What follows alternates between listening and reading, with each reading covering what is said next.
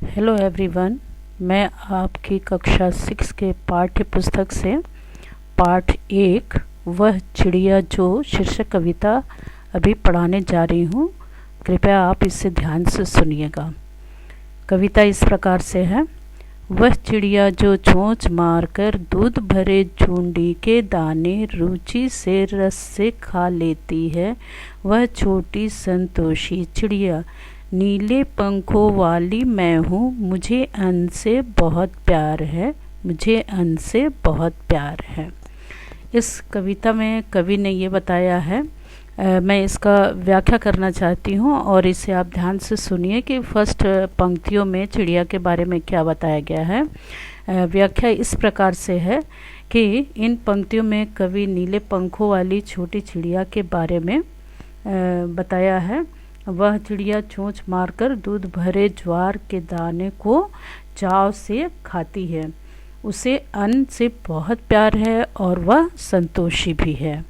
अब हम आगे दूसरे स्टेंजा में चलेंगे। दूसरा स्टेंजा में यूँ कहता है कि वह चिड़िया जो कंठ खोलकर बूढ़े वन बाबा की खातिर रस उंडेल कर गा लेती है, वह छोटी मुँह बोली चिड़िया नीले पंखों वाली मैं हूँ, मुझे विजन से बहुत प्यार है, मुझे विजन से बहुत प्यार है। अब यहाँ पे दूसरे स्टेंजा में कवि इसके बारे में बताते हैं कि चिड़िया अपने मुक्त यानी खुले कंठों से मधुर स्वर में गाती है। उसके सारे गीत अपने वन को समर्पित हैं जहाँ वह रहती है। और इस कविता में कवि ने अकेले में खुशी से रहने का संदेश भी दिया है। अब तीसरे स्टेंजा में हम पहुँचते हैं। तीसरी पंक्तियों में यूँ लिखा है कि वह चिड़िया जो चोंच मारकर चढ़ी नदी का दिल टटोलकर जल का मोती ले जाती है, वह छोटी गर्बीली चिड़िया नीले पंखों वाली मैं हूँ, मुझे नदी से बहुत प्यार है, मुझे नदी से बहुत प्यार है। अब इन पंक्तियों में कवि ने बताया है कि चिड़िया अपने साहस का वर्णन करते हुए बताया है कि वह छोटी जरूर है परंतु साहसी है। वह जल से भरी नदी के बीच से पानी की बूंदों को चोंच में भर ले आती है और इस साहसिक कार्य पर उसे स्वयं यानी अपने आप पे गर्व है। इस काव्यांश में कवि ने बताया है कि कठिन परिस्थितियों में भी वो हिम्मत नहीं हारती है और इससे हमें सीखना चाहिए कि हमें भी हिम्मत नहीं हारना चाहिए और उसका डटकर मुकाबला करना चाहिए। अब आगे मैं इस कविता का कुछ सार बताना चाहती हूँ, जो इस प्रकार से है कि इस कविता के जो कवि हैं वो श्री केदारनाथ जी हैं और इस कविता में कवि ने नीले पंखों वाली छोटी चिड़िया के बारे में बताया है कि नीली चिड़िया के रूप में केदारनाथ ने सबसे पहले अपने स्वभाव को प्रकट किया है, व्यक्त किया है। उन्होंने बताया है कि छोटी चिड़िया को अन्न से बहुत प्यार है, वह रुचि से दूध भरे ज्वार के दाने को खाती है और वो संतोषी है। छोटी चिड़िया वन में घूमकर अपने कंठों से मीठे स्वर में गाना गाती है, उसे एकांत में रहना पसंद है और वह उफनती नदी से पानी की बूंदों को चोंच में भरकर ले आती है। छोटी चिड़िया साहसी है और उसे स्वयं पर गर्व है और उसे नदी से भी बहुत प्यार है। अब आप इस कविता को ध्यान से पढ़िएगा और इसे याद करिएगा। फिर आगे मैं इससे कुछ आपके प्रश्न अभ्यास है जिसके लिए मैं आपको होमवर्क दूंगी। पहले कि मैं होमवर्क दूं इसको मैं समझा देती हूँ कि इसे कैसे करना है।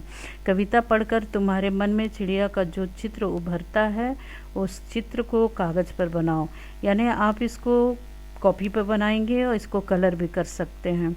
और दूसरा प्रश्न है, तुम्हें कविता का कोई और शीर्षक देना हो तो क्या शीर्षक देना चाहोगे? उपयुक्त शीर्षक सोच कर लिखो।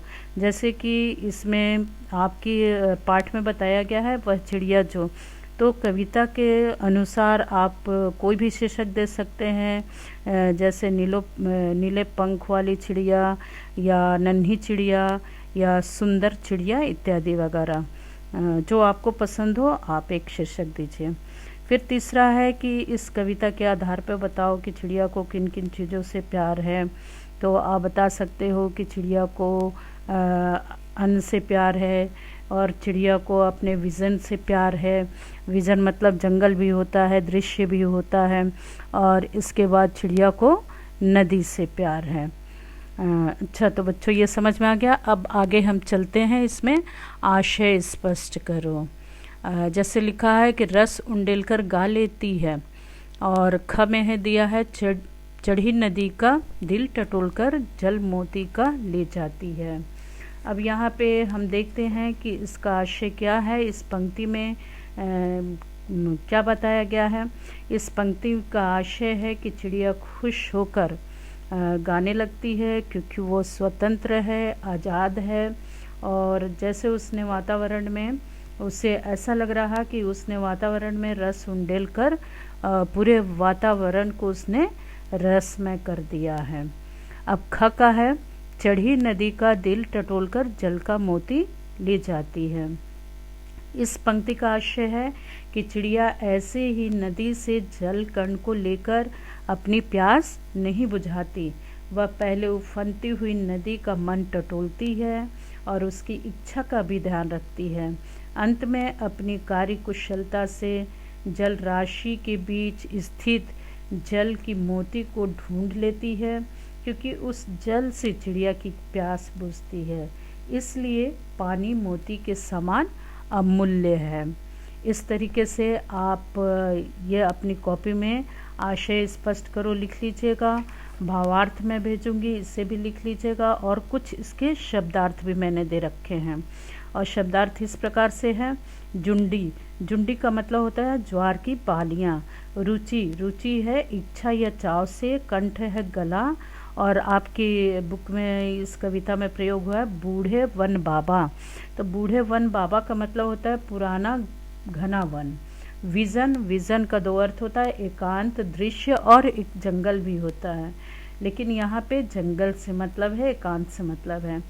चढ़ी नदी, चढ़ी नदी से मतलब है जल से भरी हुई। फिर जल का मोती, पानी की बूंदें। और गर्बीली का अर्थ होता है गर्व करने वाली। तो अब बच्चों शायद मैं समझती हूँ कि आपको कविता समझ में आ गई होगी, और इसे आप घर पे अपनी कॉपी में लिखिएगा और इसे याद करिएगा। धन्यवाद।